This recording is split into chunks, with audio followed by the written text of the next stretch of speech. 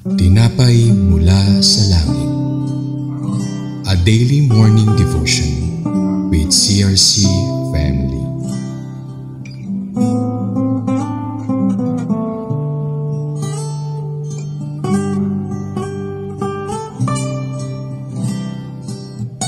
Mapagpalang umaga po sa bawat isa. Ako po si Sister Raika Pristine Sasito ng CRC Calamba Daughter Church at narito po tayo sa programang Tinapay mula sa Langit, ang pang-araw-araw nating debosyon sa salita ng Diyos. Bago po tayo magpatuloy, samahan niyo po ako sa isang maiksing panalangin. Aming Ama sa Langit, mapagpala at dakila, pinupuri at sinasamba ka namin sa umagang ito. Maraming salamat po sa panibagong umaga at panibagong pag-asa na ibinigay niyo sa amin. Salamat rin pong muli sa opportunity na maging bahagi ako ng programang ito. Bigyan mo po ako maging ang lahat na nakikinig ng knowledge and wisdom upang maunawaan namin ang mensaheng gusto mong iparating sa aming lahat at ito'y may apply din namin sa pang-araw-araw naming pamumuhay. Ito po ang aming samot dalangin sa matamis na pangalan ni Jesus. Amen. Ngayon naman po ay basahin natin ang Deuteronomy 1 verse 19 to 21 na may pamagat na Moses remembers his exhortation to Israel at Kadesh Barnea. Verse 19, bilang pagsunod sa utos ni Yahweh, nagpatuloy tayo ng paglalakbay mula sa Sinai.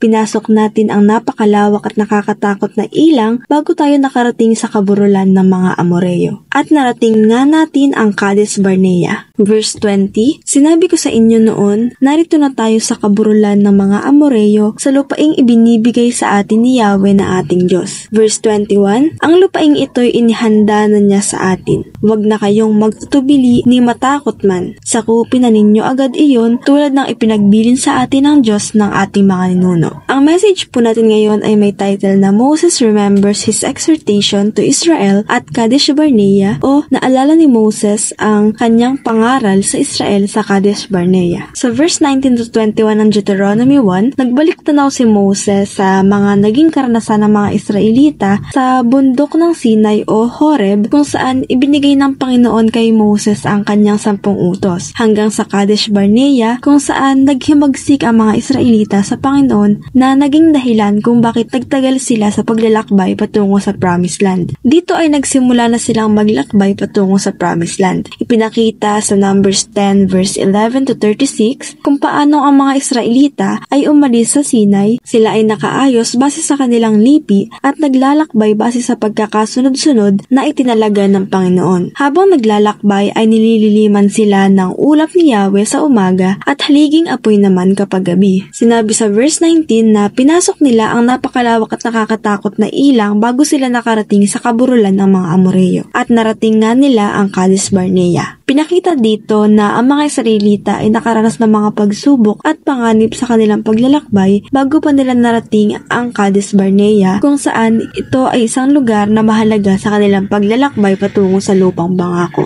Ang Kadesh Barnea ay isang oasis kaya't ang pagkakaroon ng sapat na tubig at pastulan ay nagbigay ng malaking kaginhawaan sa mga Israelita matapos ang mahirap na paglalakbay sa disyerto. Ito ang nagsilbing mahalagang pahingahan at papagkukunan ng mga pangangailangan para sa kanila. Sa verse 20, sinabi dito ni Moses na narito na tayo sa kaburulan ng mga Amoreo sa lupaing ibinibigay sa atin ni Yahweh na ating Diyos. Isa itong mahalagang punto sa kanilang paglalakbay kung saan pinahiwatig na sila ay nasa bingit na ng pagpasok sa lupang pangako. Sa verse 21, sinabi ni Moses sa mga Israelita na huwag na kayong mag-atubili ni matakot man. Sakupin na ninyo agad iyon tulad na ipinagbilin sa atin ng Diyos ng ating mga ninuno. Dito na hinikayat ni Moses ang mga Israelita na magtiwala sa Diyos at huwag mangamba dahil kasama naman nila ang Diyos sa kanilang paglalakbay. Ano ang mga lessons na matututunan natin sa mga verse na ito? Una, magtiwala tayo sa mga plano ng Diyos. Kung paanong ang mga Israelita ay inutusang magtiwala sa pangako sa kanila ng Panginoon sa Promised Land, gayon din na magtiwala tayo sa kung ano ang plano ng Diyos sa ating buhay kahit na dumaan tayo sa mga pagsubok. Palagi nating panatilihin ang pagtitiwala sa Kanya dahil hindi niya tayo bibigain at Siya ang may kontrol ng lahat ng bagay. Pangalawa, kumilos tayo ng may katapangan. Tulad ng sinabi ni Moses sa mga Israelita na, "Go up and take possession of it as the Lord the God of your ancestors told you, do not be afraid, do not be discouraged. Tayo rin sa panahon ngayon, kailangan nating gawin ang mga pinapagawa ng Panginoon sa atin. Mahirap man sa umpisa, isipin natin na palagi nating kasama ang Panginoon at siya ang magsisilbi nating lakas upang mapagtagumpayan ang bawat ginagawa natin. Bilang pagtatapos, palagi nating tandaan na huwag na tayong mag-atubili ni matakot man. Dahil palagi nandyan ang Diyos para sa atin at kailangan lang nating magtiwala sa mga plano niya. Hindi gagawa ang Diyos ng mga ikapapahamak natin. Kaya kapag may gustong ipagawa sa atin ng Panginoon, gawin natin ito ng buong puso at ng walang halong pagdududa. Samahan niyo po akong muli sa isang maiksing panalangin.